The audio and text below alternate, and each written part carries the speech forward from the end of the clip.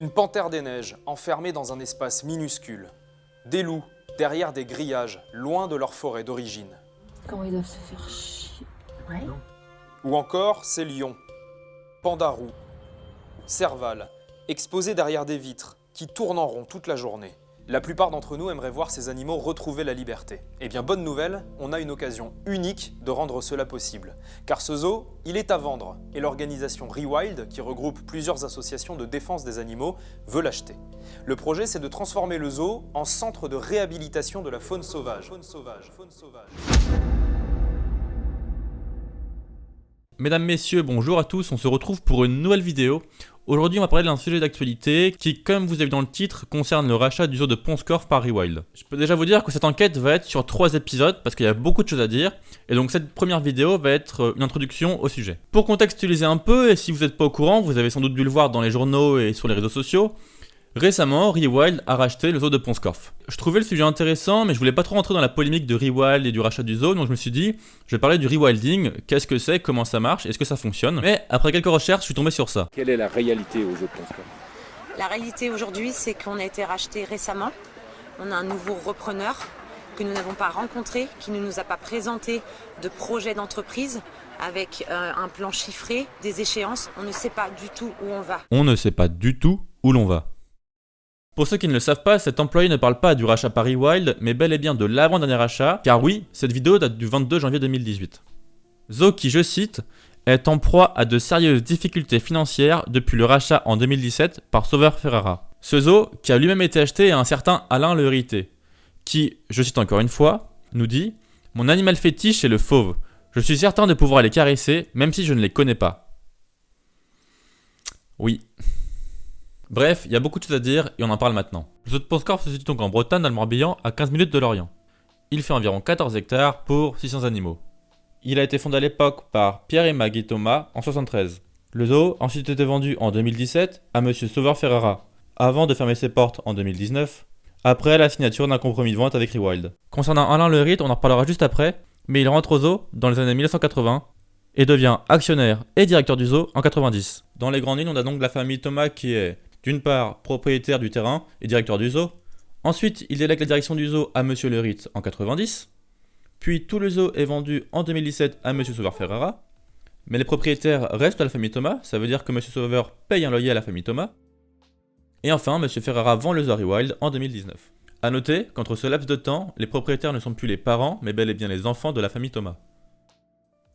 C'est facile de casser le sucre sur le dos des autres, mais on se rend compte qu'il y a un historique familial derrière qui est très compliqué, et c'est pas moi qui le dis. C'est la particularité du zoo de Pont-Scorff. Vous reprenez 10 ans d'histoire, il y a 10 ans d'épisode familial. Il ne faut pas oublier que les deux anciens gérants ont passé à peu près 5 ans de leur vie à porter plainte les uns contre les autres. On va donc y aller par ordre chronologique. Le premier problème que j'ai trouvé date de 2011 dans l'article du Télégramme. L'article nous dit « La quiétude hivernale du parc animalier de Pont-Scorff est troublée depuis quelques semaines par un conflit larvé entre la gérante, Véronique Thomas-Louis, et le directeur historique du site, Alain Le Hérite.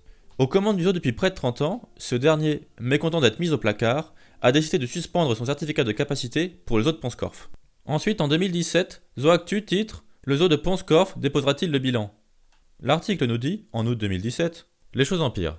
Les deux co-gérants, Véronique et Olivier Thomas, filles et fils du couple fondateur, sont incapables de se mettre d'accord sur la gouvernance du parc.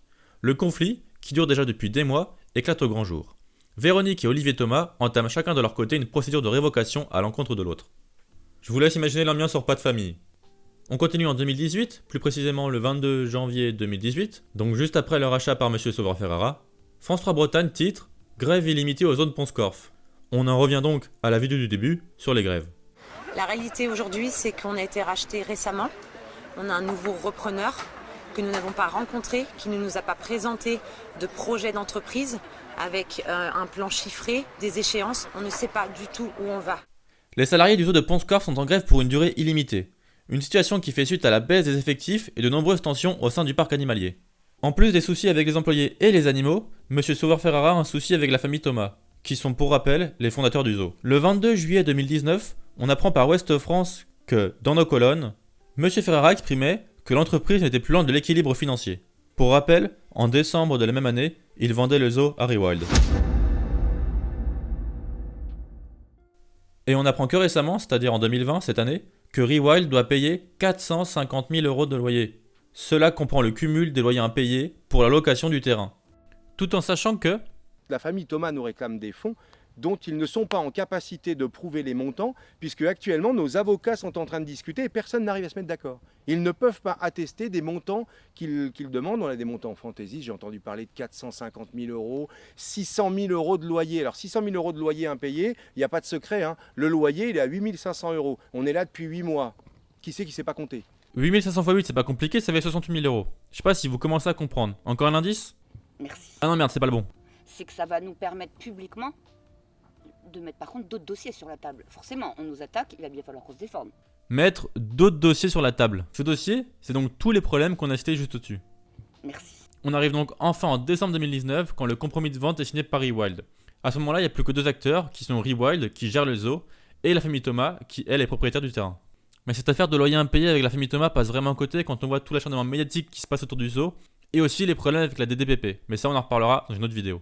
Pour résumer du coup l'historique et cette vidéo, les premiers problèmes apparaissent en 2011 entre Monsieur Le Hérite et la famille Thomas.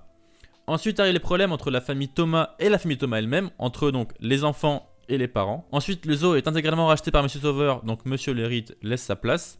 Les problèmes avec Monsieur Sauveur et les employés commencent. Puis les problèmes avec Monsieur Sauveur et la famille Thomas continuent. Et enfin en 2020, on connaît les problèmes cette année entre Rewild, la famille Thomas, la presse et la DDPP. Cette vidéo permet de mettre un peu en relief l'information et de comprendre le contexte dans lequel arrive Rewild. Dans la prochaine vidéo, on s'attaque donc à Rewild, à son rachat, aux problèmes avec la DDPP et aux médias. A la prochaine.